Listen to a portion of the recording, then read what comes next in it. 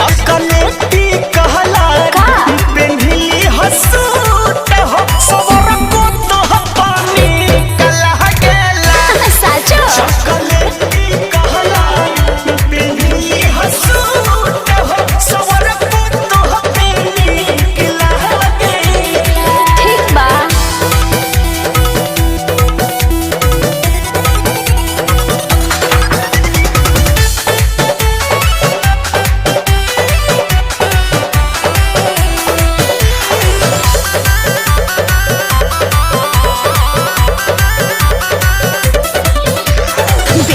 बाली बाला खैनी हो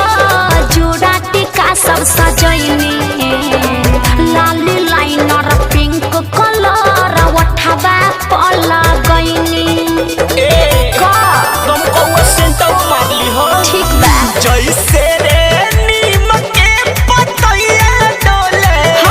ओ सही जिया रहा डोले सचो आवना तो जान लागे जाई जान दिलवा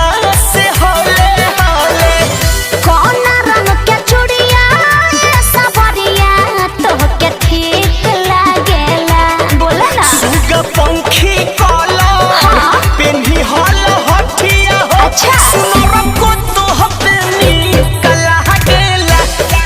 चॉकलेटी कहला पेन्ही हसूट हो सुनर को तो हपेनी कला गेला। ठीक बा ए राजा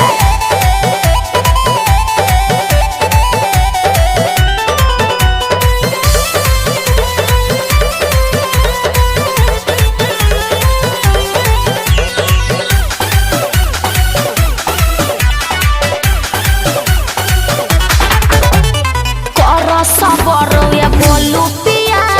तोहरे हटे धन धन धन धन